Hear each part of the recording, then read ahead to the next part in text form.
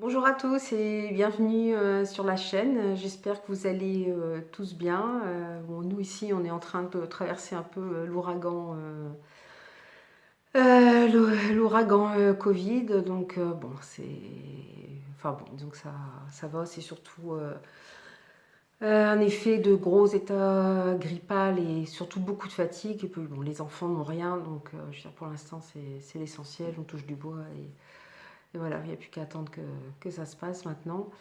Voilà, et puis on va parler de choses, pardon, du coup, un petit peu plus gaies. On va parler de lecture.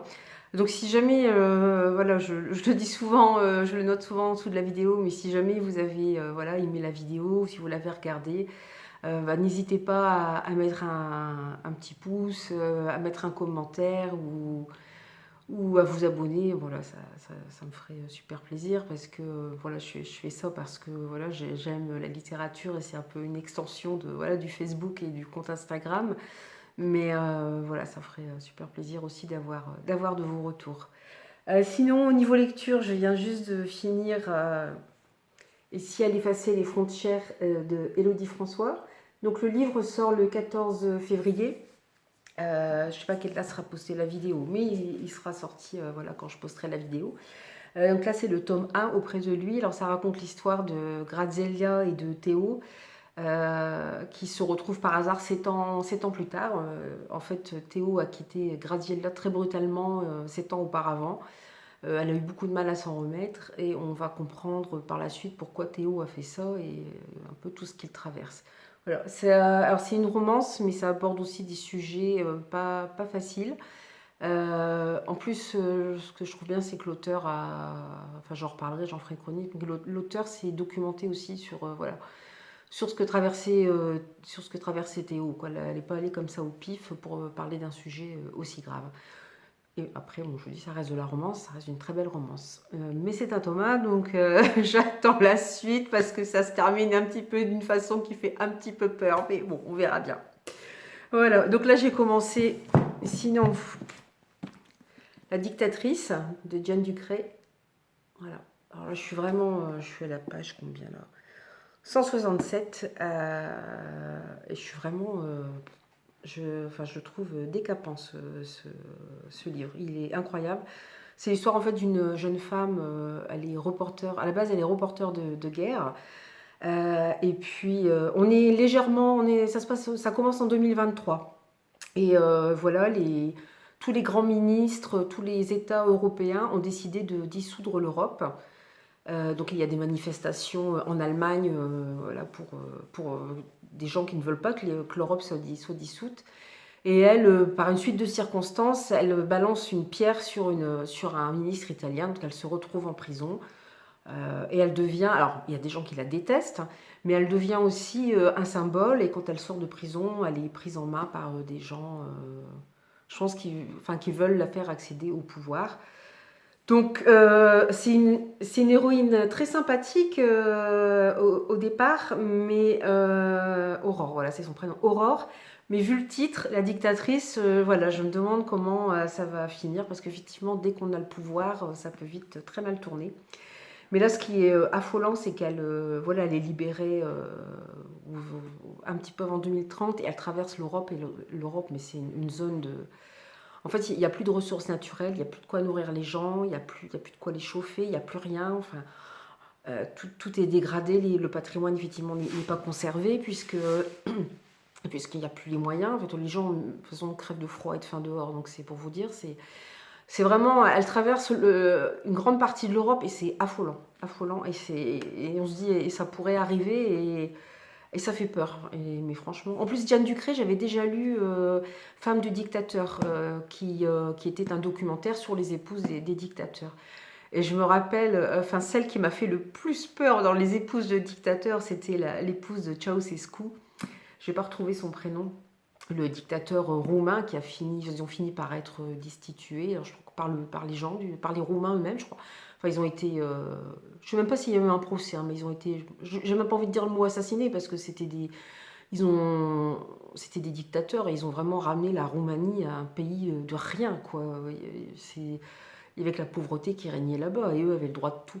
Et cette femme, mais je me suis dit, si c'est elle qui avait gouverné à la place de son mari, ça aurait encore été pire.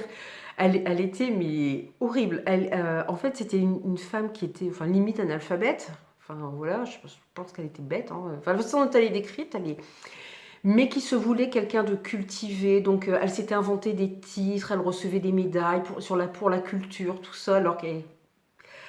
Enfin, voilà, c'était... Et évidemment, du coup, elle ne pouvait pas saquer tous les intellectuels, les artistes, les écrivains, enfin, tout ça, pour elle, c'était... Parce que il l'a ramené à sa propre faiblesse, son ignorance et son... Mais ce portrait de femme m'avait vraiment marqué. J'avais trouvé vraiment... Enfin, je ne sais plus son prénom, mais l'épouse de Ceausescu, mais je me suis dit, mais une horreur, une horreur. Parce que souvent, voilà, elles sont un peu dans l'ombre de leur mari, mais alors elle, pas vraiment, quoi. Donc voilà, ça c'était la parenthèse sur... donc je pense que Diane Ducré, en plus, connaît bien son sujet, puisqu'elle a déjà écrit sur les femmes de dictateurs. Voilà, alors sinon, bon, ça c'était mes dernières lectures. Et je voulais vous parler aussi du livre que je viens de recevoir juste aujourd'hui, qui s'appelle Sombre éclat de Jean-Marie Quémener, Quémené peut-être, je ne sais pas trop. Je vais rapprocher un petit peu. C'est un livre que j'ai gagné, merci aux éditions Plomb, et puis que j'ai gagné sur Instagram, mais je n'ai pas retrouvé le nom du compte sur lequel je l'ai gagné. Donc en fait, on parle de l'histoire d'un tirailleur sénégalais durant la Seconde Guerre mondiale. C'est un roman très très court, voilà, Sombre éclat, voilà. Donc à voir. En tout cas, je remercie les éditions Plomb pour leur envoi. J'avais pas fini la dernière fois, je crois, de vous parler de mes lectures du mois de janvier. Je crois que ce que je vais faire maintenant, c'est que à chaque fois que je vais faire quelques lectures, je vais essayer de m'avancer au fur et à mesure parce que sinon on va jamais s'en sortir. Ça commence bien parce que le premier livre, il est dans la bibliothèque. Si je le retrouve, voilà. Bipo, mais pas que. Donc en fait, ça raconte Bipo et pas que de Dominique Imp. C'est aux éditions Dolce, enfin, le groupe Dolce. En fait, ça raconte l'histoire d'une jeune femme qui, voilà, la trentaine, elle aime faire la fête, voilà, bon, elle profite de la vie. Et puis, ses amis finissent par lui dire, mais t'as un comportement bizarre quand même. C'est-à-dire que par moments, t'es complètement euphorique, on te retient plus, et par moments, t'es complètement apathique, amorphe et tout. Donc, elle finit par aller chez le médecin. Là, le diagnostic tombe. Elle souffre de troubles bipolaires. Donc, elle va aller voir plusieurs spécialistes, médicaments, mais médicaments qu'il faut parfois, voilà, il faut pas les recalibrer, mais voir les doses, parce qu'il ne faut pas que ça vous assomme complètement, mais il faut que ça vous soigne quand même. Donc c'était, voilà. Mais j'étais étonnée parce que je pensais qu'on allait parler vraiment que de la maladie, que des troubles bipolaires. Et en fait, l'auteur passe assez vite sur voilà, sur le moment où elle est diagnostiquée, sur le moment où elle voit les spécialistes, tout ça. Et en fait, on voit surtout que c'est Gwendoline, ouais, c'est ça, Gwen. On voit surtout qu'elle essaie de mener une vie normale. C'est-à-dire un jour trouver l'amour, avoir des enfants, voilà, malgré tout ça, d'avoir une belle vie.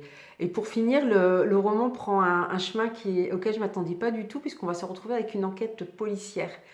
Et Gwen va devoir effectivement se montrer forte. Elle vit déjà une situation pas facile. Je ne vais pas vous spoiler, vous raconter le livre, mais elle vit une situation déjà très difficile. Et en plus, elle a une maladie, donc c'est encore plus compliqué. Mais justement, je trouve que c'est un bel hommage aussi aux personnes qui peuvent souffrir de ces troubles. Et voilà, parce que l'auteur ne réduit pas son héroïne qu'à sa maladie. Évidemment, elle est malade, il faut se faire soigner, il faut reconnaître la maladie, voilà, il y a tout un cheminement à faire.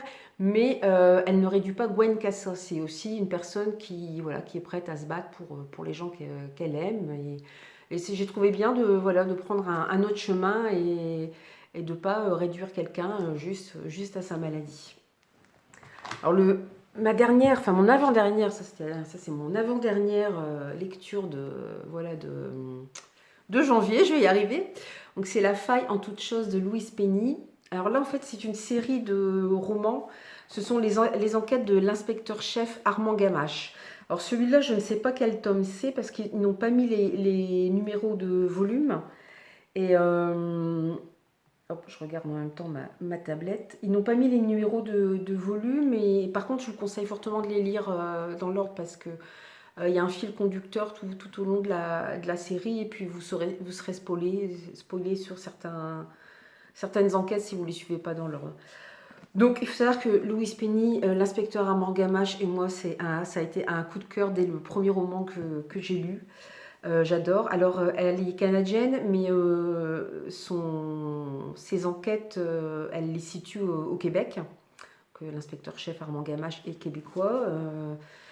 La plupart des enquêtes se déroulent dans un petit village. Le premier tome, ça commence comme ça d'ailleurs, dans un petit village qui s'appelle Three Pines, les trois pins.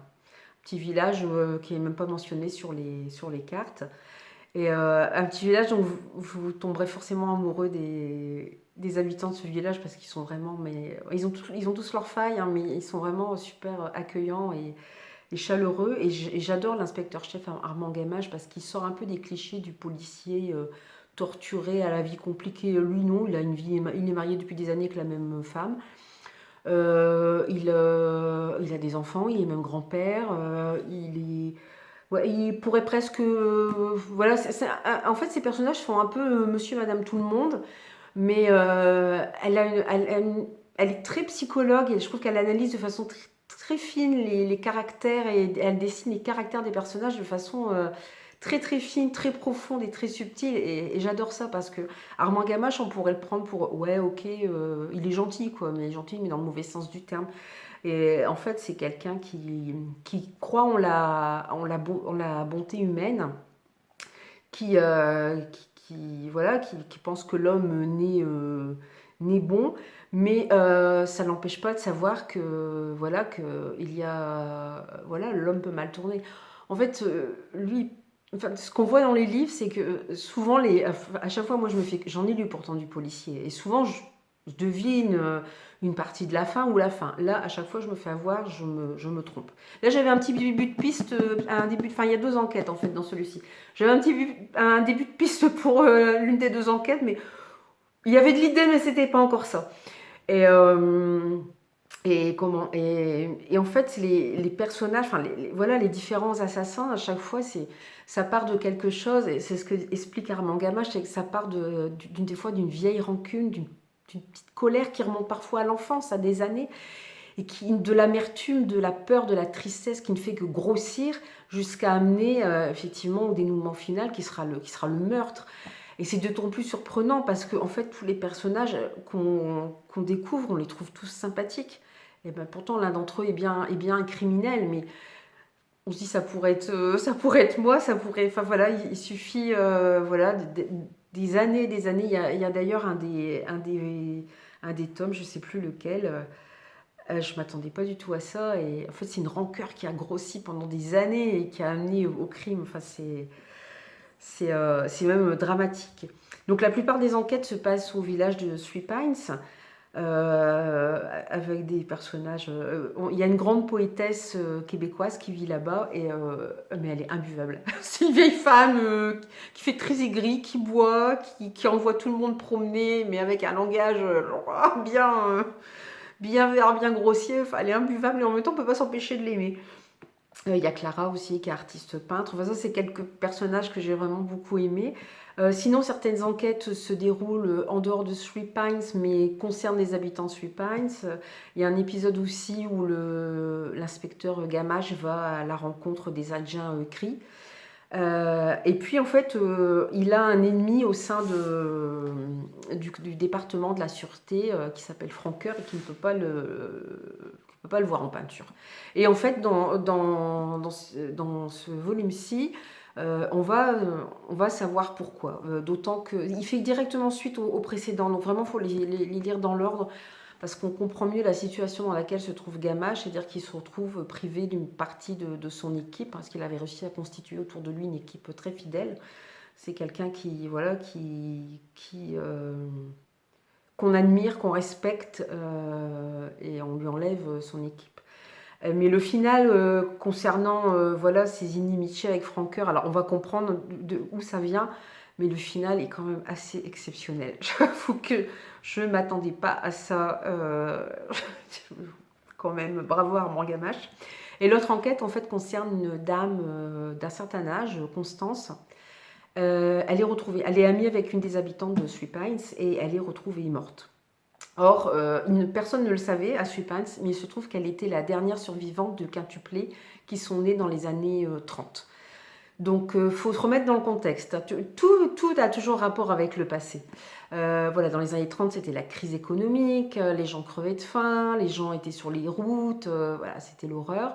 Et en fait, voilà, il y a un couple de paysans, elle n'arrivait pas à avoir d'enfants, elle avait 26 ans, alors elle s'était mariée à l'âge de 17 ans, je crois, 26 ans, pas d'enfants. Vous êtes mal vu en plus, hein, quand une femme n'arrive pas à avoir d'enfants, à cette époque-là, c'était encore pire. Donc elle finit par aller voir un prêtre qui a la réputation d'opérer des miracles.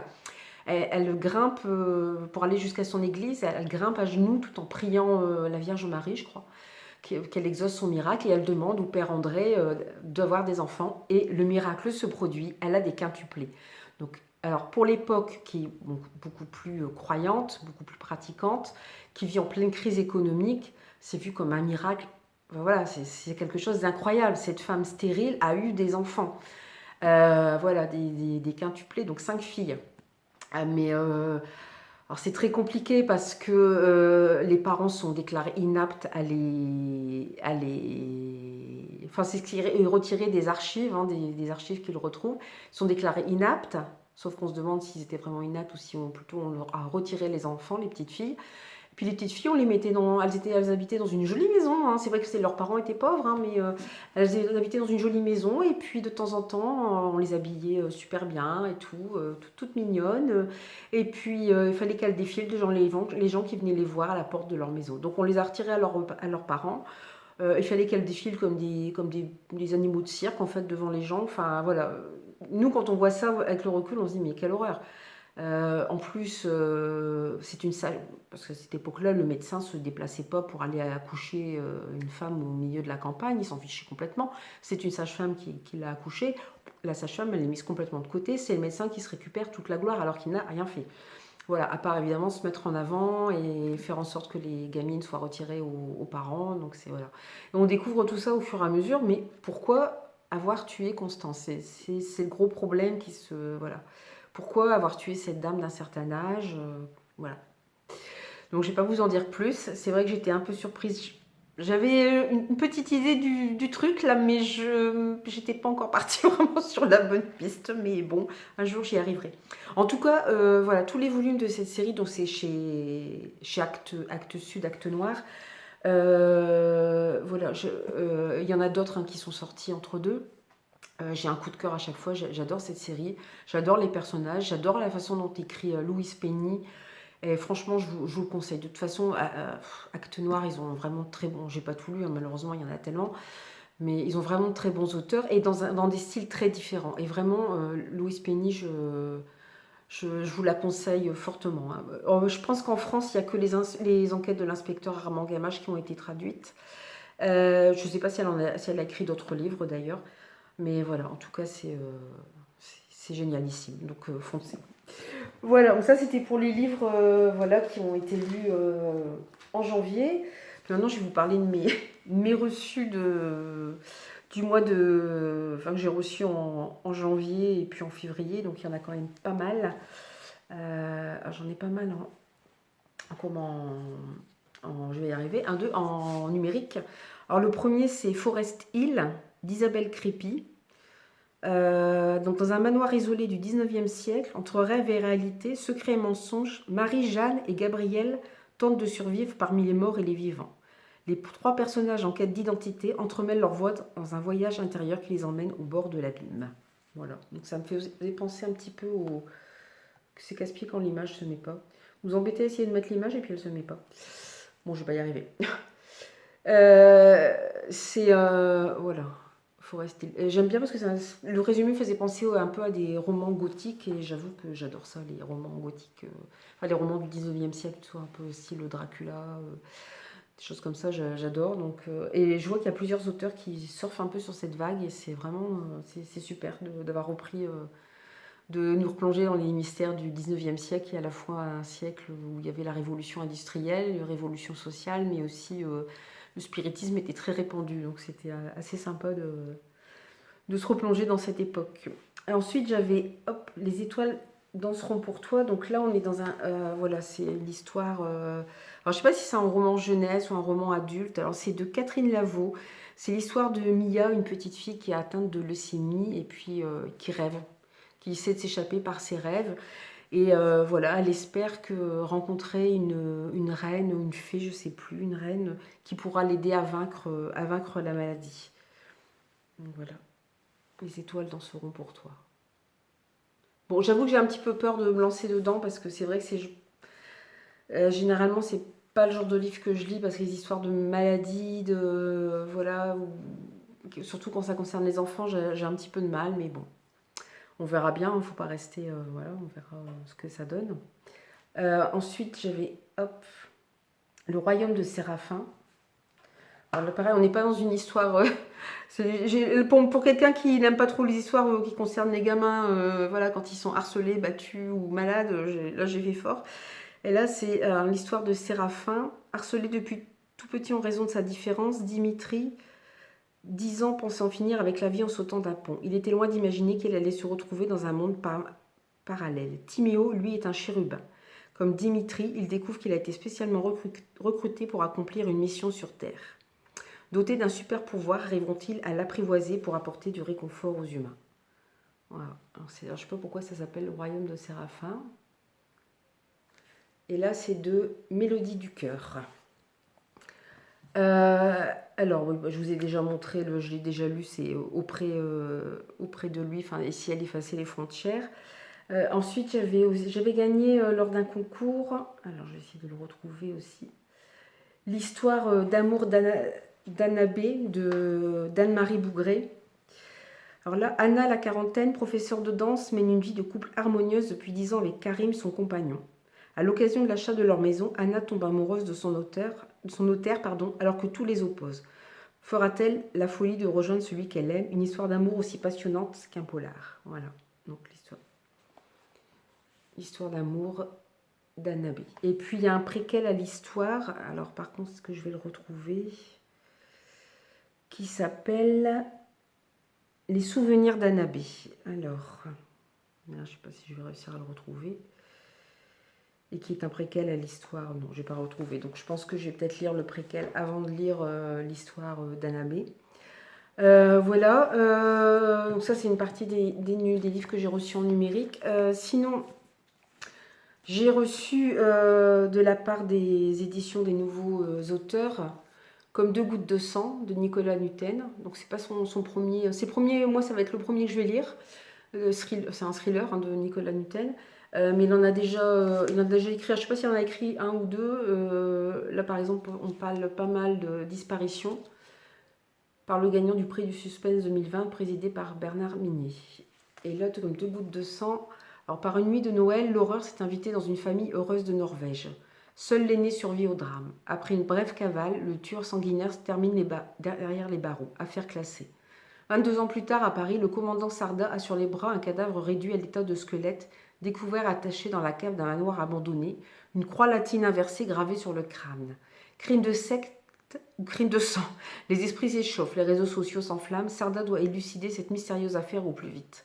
Mais son enquête complexe et minutieuse va prendre un tour particulier. Car si deux gouttes d'eau peuvent être semblables, quel secret deux gouttes de sang renferment-elles? Après des rebondissements étourdissants, le dénouement de ce thriller est à couper le souffle. Voilà, donc ça a l'air pas mal du tout. Donc j'avoue que j'ai hâte de le lire pour le... J'ai des envies de thriller en ce moment, donc je pense que ça va pouvoir être... avec tout ça, je pense que je vais me faire plaisir. Sinon, qu'est-ce que j'ai encore reçu? Je vais essayer de vous remettre les livres d'autres livres que j'ai reçus. Je regarde ma petite liste. Bon, les autres, il faudra que je... En fait, les autres, je les ai pas avec moi. Malheureusement, je les ai pas descendus. Il faudra que je les prenne avec moi. Voilà, c'est plus sympa quand même d'avoir les livres entre les mains pour vous les montrer. Sinon, dernièrement, je vous avais parlé des films que j'avais regardés. Donc, j'avais fait une petite chronique sur 1917, qui est un très beau film, qui se passe durant la Première Guerre mondiale. J'ai regardé aussi Le complexe du castor avec Mel Gibson et Jodie Foster, et réalisé par Jodie Foster. Alors, j'ai beaucoup aimé ce film puisque ça parle d'un homme qui est je pense qu'il a la quarantaine ou la cinquantaine, il est en dépression alors qu'il a une très belle vie de famille, il a une très belle réussite sociale et voilà. Et il n'arrive pas à s'en sortir. Et il finit par reprendre il trouve en jetant des affaires, il trouve parce que sa femme finit par le mettre dehors. Il trouve une vieille marionnette de castor et en fait il parle que par le biais de cette marionnette. Voilà, donc j'ai trouvé ça génial parce que Mel Gibson enfin moi Mel Gibson j'en suis fan depuis que je suis ado, mais c'était plus dans des films comme L'Arme Fatale, voilà, dans un genre de film que je l'ai découvert. Et là on sent un homme au bout du rouleau. D'autant qu'à cette époque-là, il était encore en pleine démêlée au niveau de la justice par rapport à sa compagne. Il avait été accusé de la battre, tout ça. Donc c'était voilà, et pourtant il était resté très ami avec Jodie Foster qui a voulu aussi l'aider en faisant ce film. Et voilà, on sent vraiment un homme au bout du rouleau dans ce film, et loin du Mel Gibson qu'on a vu toujours fort et voilà, et vaincre les méchants. Et je trouve qu'il est vraiment exceptionnel dans ce film, et ça finit vraiment d'une façon. Voilà, enfin, je sais que la dépression, effectivement, est un sujet très grave parce que ça peut amener très très loin. Sinon, comme autre film, j'ai regardé, c'est pareil, j'ai pas pris mes notes avec moi. J'ai fini de regarder, je vous dis pas de bêtises, hein, j'avais 1917, il y avait le complexe du castor. Et j'ai regardé, je viens de finir Vice, avec Christian Bale, qui encore une fois est méconnaissable, qui raconte l'histoire de Dick Cheney. Pour ceux qui se souviendraient, le nom doit forcément vous parler. Moi, je suis nulle en politique, hein, mais le nom me parlait évidemment. Il a été vice-président sous la présidence de George W. Bush, hein, le fils. Il a aussi été secrétaire, alors je ne sais plus si c'est à la défense ou aux affaires étrangères. Voilà. Donc on voit tout son parcours, donc on le voit plus jeune, on voit Christian Bale plus jeune, tout ça. Et je pense que vice, parce que moi quand j'ai lu le mot vice, ça fait penser voilà, au vice, la vertu, voilà, quelque chose de vicieux. Et je pense que c'est en fait en référence à son titre de vice-président. Mais je pense aussi que c'est en référence au mot vice, parce que enfin voilà, ce genre de film, c'est d'un cynisme absolu. Ouais, voilà, parce que c'est un homme qui monte les marches du pouvoir et qui en fait, je sais pas quelle est la réalité, parce que ça reste un film, même si ça s'inspire de la réalité, on ne sait pas ce qui s'est passé. Et ça donne l'impression qu'en fait, c'est lui qui décidait de tout et non pas George W. Bush. Et c'est vrai que George W. Bush donnait un peu l'impression de ne pas être toujours à la hauteur. Or, suite aux attentats, parce qu'on va se retrouver en plein, le film commence comme ça, hein, pendant les attentats du 11 septembre 2001, on a vraiment l'impression que c'est Dick Cheney qui contrôle tout, enfin qui va décider de tout, qui va tout contrôler et qui va faire en sorte voilà, d'entrer en guerre, parce que je pense que c'est ce qu'on retiendra surtout du gouvernement Bush, c'est-à-dire l'attitude qu'a eu les États-Unis face à ces attentats et c'est une guerre, hein, même si c'est une guerre qui ne dit pas son nom, qui est voilà, qui est secrète, ça reste une guerre. Et en fait, c'est en même temps c'est très cynique parce qu'on voit ce que les hommes sont prêts à faire pour accéder au pouvoir. Et moi, mais par moments, je rigolais jeune, mais quand on voit les commentaires, les réflexions, enfin, c'est terrible, quoi. Enfin, voilà, c'est l'accession au pouvoir, c'est incroyable. En plus, Dick Cheney a tout fait pour que le président, mais aussi le vice-président, ait un exécutif plus fort. Donc, c'est-à-dire décide de tout. Ce qui fait que ça leur a permis de faire énormément de choses suite aux attentats du 11 septembre. Alors, c'était certainement ce qu'il fallait à ce moment-là. Enfin, j'en sais rien, hein, l'histoire décidera aussi. Mais on voit aussi ce qui s'est passé en Irak, c'est-à-dire qu'ils ont renversé Saddam Hussein. Bon, il n'était pas très sympathique, Saddam Hussein, il faut dire les choses comme ils sont, mais effectivement, il n'a jamais eu d'armes nucléaires. Voilà, ils l'ont fait, les Américains l'ont fait tomber parce qu'il avait soi-disant l'arme nucléaire, qu'il aidait Al-Qaïda. Or, il n'y a aucune preuve de ça. Et il n'avait pas l'arme nucléaire, ça c'est sûr et certain. Donc voilà, il y a tout ce cheminement. On voit le cheminement, la carrière de Dick Cheney. On voit ce cynisme pour l'accession au pouvoir. On voit aussi qu'il faut des hommes forts face à des moments de crise. Et c'est un film vraiment passionnant et Christian Bale est toujours exceptionnel. Enfin, moi j'adore. Donc voilà. Donc je vous le conseille aussi si vous avez l'occasion de le voir.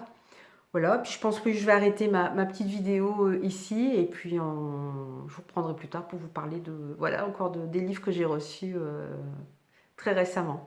Voilà, en attendant, je vous souhaite de belles aventures livresques et puis je vous dis à très bientôt. Salut!